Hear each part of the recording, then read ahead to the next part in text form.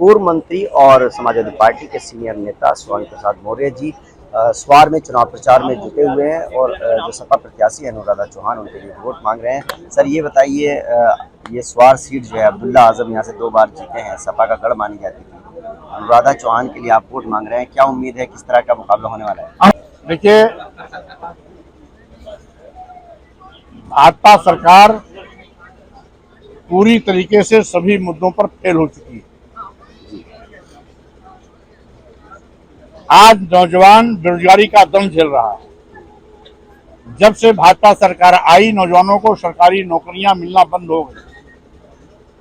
महंगाई आसमान पर है और महंगाई से आम जनता की कमर टूटी चुकी है। किसानों को लाभकारी मूल्य दिलाने का वादा करने वाली भाजपा सरकार आज तक तो लाभकारी मूल्य नहीं दिला पाई। जब जब किसानों के खेत में उत्पादन पैदा होता है तब तब क्रय केंद्र नदारद होते हैं। बिचौलियों के माध्यम से किसानों को अपना उत्पाद बेचना पड़ता है। जीएसटी का जिस तरीके से दुरुपयोग हुआ, छोटे और मध्यम वर्ग के व्यापारियों को धन उगाही का माध्यम बना दिया गया, उससे व्यापारी भी आज अपने को ठगा महसूस कर रहा है। छुट्टा जानवरों का कहर अलग से जनता पर टूट रहा है। 1 और 100 200 के जानवर का झुंड किसानों की फसल को चर के बराबर कर दे रहे हैं, चौपट कर दे रहे हैं। वहीं दूसरी ओर नित्य प्रति सांडों की लड़ाई में या सांडों के मारने से प्रदेश में नित्य प्रति दर्जनों मौतें होती रहती हैं।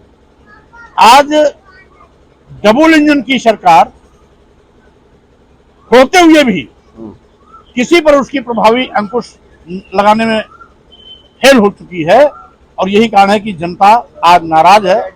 और जिस तरीके से लोकतंत्र को कुचलने के लिए विरोधी पार्टी के नेताओं के खिलाफ ईडी, सीबीआई, इनकम टैक्स का दुरुपयोग कर तमाम दर्जनों फर्जी मुकदमे लगा करके उसको उसकी आवाज को दबाने कुचलने की कोशिश की जा रही है, यह लोकतंत्र को दबाने का दुस्साहस है। इसलिए आज हमारी मांग है जनता से, रामपुर की जनता से, कि रामपुर आज उत्तर प्रदेश का एक ऐसा खूबसूरत जिला है जहां की आज चाक चौबंद सड़कें देखने को मिलती हैं, अच्छा विकास दिखाई पड़ता है। शहर, वो शहर जो कभी शहर में घुसने में आप कामयाब नहीं होते थे, सकरी गलियां थी, आज चौड़ी यहाँ सड़कें हैं। ये आजम खान साहब की देन है। और साथ ही साथ आज आजम खान जी के साथ में इस भाजपा सरकार ने किस तरीके से साजिश के तहत सालों साल जेल में डाला, उनकी पत्नी को जेल में डाला, उनके बेटे अब्दुल्ला को जेल में डाला, इससे भी पेट नहीं भरा, सस्ता उनकी खत्म कराई, सैकड़ों मुकदमे फर्जी लगाए गए। इस तरीके से घटिया राजनीति जिस तरीके से भाजपा ने किया है, आज रामपुर की जनता को जवाब देने का वक्त आया है। समाजवादी पार्टी की प्रत्याशी अनुराधा चौधरी जी यहाँ पर चुनाव लड़ रही हैं। अनुराधा चौहान जी उनके चुनाव चिन्ह साइकिल के सामने बटन दबा करके अनुराधा चौहान को जिताएं।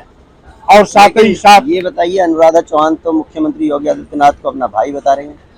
अब कोई किसी को भाई बताए, कोई किसी को रिश्तेदार बताए, माने नहीं रखता है।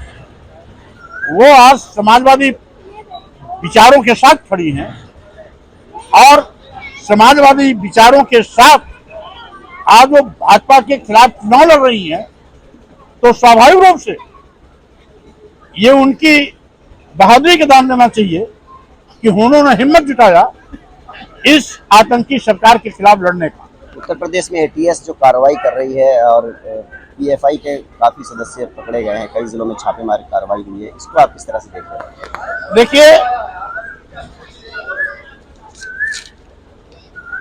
राष्ट्र के विरोध में कोई भी काम करता हो, पीएफआई हो, बजरंग दल हो, तमाम ऐसे संगठन जो भारतीय जनता पार्टी के इर्द गिर्द मड़ाते रहते हैं, ये भी वही काम करते हैं। समाज को आपस में लड़ाते हैं, हिंदू मुसलमानों को लड़ाते हैं, हिंदू मुसलमानों को बंटवाते हैं, हिंदू मुस्लिम भाईचारा का कत्लेआम करते हैं, ये भी तो ही पाप कर रहे हैं। कौन बजरंग दल पीएफआई की तरह है? स्वाभाविक रूप से इन सब का चरित्र एक ही है।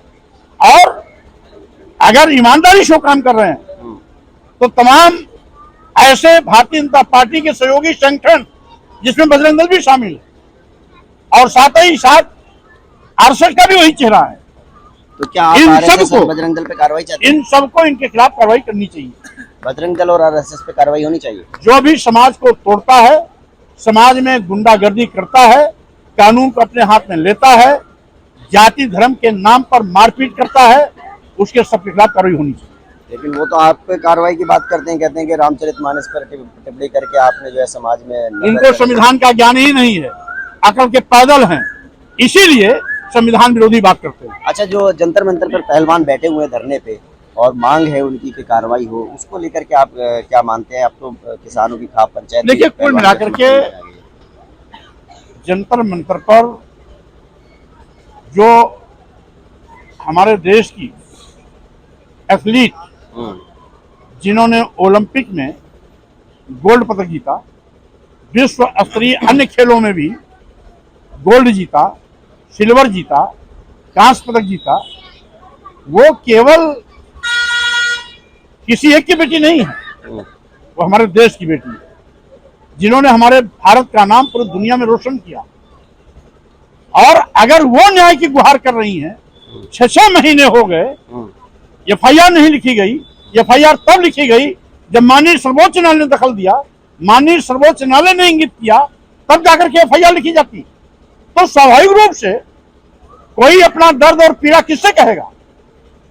सरकार से कहेगा, पुलिस प्रशासन से कहेगा, एफआईआर लिखाएगा तभी जांच होगी। एफआईआर तक नहीं लिखी गई, वो तो जांच होना तो बहुत दूर की बात की मांग कर रही है ना। स्वाभाविक रूप से अगर हमारे देश की बेटियों ने किसी पर अश्लील हरकत करने का आरोप लगाया है तो जांच का विषय जांच होना चाहिए। जांच से सरकार क्यों कतरा रही है? 6 महीने से धरने पर बैठने की आवश्यकता क्यों हुई है? इसका मतलब है कहीं ना कहीं दाल में काला है। तो आप फाइनली मानते हैं कि बजरंग दल पर भी पीएफआई की तरह कार्रवाई होनी चाहिए? स्वाभाविक रूप से जो भी समाज में हिंसा को माध्यम बनाता है, जो कानून को अपने हाथ में लेता है, जो सरेआम कानून की धज्जियां उड़ा करके लाठी डंडे चला करके जाति के नाम पर, धर्म के नाम पर उन्माद पैदा करता है, उन सब के खिलाफ कड़ी से कड़ी कानूनी कार्रवाई होनी चाहिए। अतीक अशरफ के परिवार पर जो कार्रवाई हुई है और जिस तरह से शाइस्ता को माफिया घोषित कर दिया है पुलिस ने, तो उसको लेकर के आप क्या मानते हैं? ये सरकार की असफलता का सबसे बड़ा जीता जागता नमूना है कि 100 पुलिस कर्मियों की सुरक्षा घेरे में 3 कुख्यात गुंडे माफिया अपराधी दे दनादन गोलियों की बौछार कर रहे हैं और सैकड़ों पुलिस की मौजूदगी में भी उन पर पुलिस की एक भी गोली नहीं चल रही है। इसका मतलब क्या है? यह है कानून का खुला मजाक है। सरकारी लोग सरकार के छाया में कानून की धज्जियां उड़ा रहे हैं। आज कानून नाम की कोई चीज नहीं है और साथ ही साथ कोई अपराधी है उसको फांसी होगी, उम्र कैद होगा, क्या सजा होगी, ये न्यायपालिका तय करेगा। इस किसी अपराधी को मारने के लिए अन्य अपराधियों का सहारा लिया जाना ये सरकार की कमजोरी है। देखिए, स्वामी प्रसाद मौर्य है जो सीधे तौर पर बजरंग दल पर उन्होंने पीएफआई की तरह कार्रवाई की मांग की है। रहमान नेटवर्क से काम कर एबीपी गंगा, खबर आपकी, जुबान आपकी।